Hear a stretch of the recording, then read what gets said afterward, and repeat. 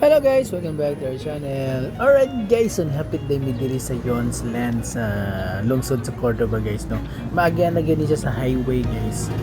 Curious lang jud ko guys kay gusto ko makaibaw kung nagpila ni ilahang electric bike diri or mga e-bikes. Since karon panahon na guys no, nagmahal na gud kayo ang gasolina karon ang crudo guys. Kag pila ni siya boss? Kani? Kani sa diesel, sorry ni siya. Kaya kani siya usa. Kani 24 ni siya. Mo ba? Pero siyempre sila guwati sa motor ana. Ang nakalahi lang isang body ana niya. Kani medyo naked ni siya, murag bike lang style. Murag bike style. 18 ni siya. Oh, 18 ni siya. Pila ka man sa warranty ani niya? Ma'am, ang warranty kini ano ma'am? Warranty na to na sir, 6 months ang battery, motor 3 years. Oh, charger 1 year, controller 1 year. Sa motor niya 3 years. Yes sir. Basta personal use. Personal use lang. Okay. Battery 6 months no? Yes. Yun lang. Kaya sir, natin tag 20 range. Pila ang yang range ani niya? Kani siya 50 km. 50. Tas Yes, taas na sir. sa dudoy. Power niya, Pila ka watts? niya 350. Sige so 350 sa Bato siya 1 to 1,200 na yung watts. 1,200 na siya? Yes. Kaning duha? Oh. So kung sa battery within 6 months maguba, Yes sir. ilisan yang motor maguba within 3 years, no? Yes sir. Okay. Naara sa yung mga panani kaning mga spare parts Yes, niya, sir, no? naara. Kaning mga brakes Oh. na Nara yung mga liquid and brake. na may laing branch wala. Asa rin yun? Di lapo-lapo ra. Nakatay babag. Nasa Phoenix at mga Ay, oo, kanang sa Meskina Kalawisan. Oo, So so kamura di ba na padala diha? Nasa Mas dagan display dito pareha ra.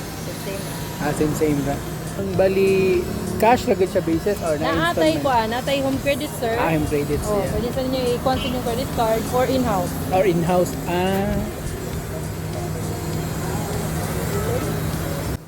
So, ato dyan na hinabi ang ilang sales representative guys. Ang nakanindot din sa ilang mga e-bikes po din guys no kay dili lang cash. Naapod din sila financing either inyong home credit or credit card or in-house financing. And as you can see guys, naapod sila yung mga 4-wheelers and 3-wheelers ng mga e-bikes nga kanang naa sa tapin nga color yellow. Pero wala na lang ko nangutana na guys. Kani dako-dako na ni siya ma'am no? Ano siya eh, kung pinakataas na mo buwan range, mas mga 100 km. Taas nang mabot ng south ni Siri eh.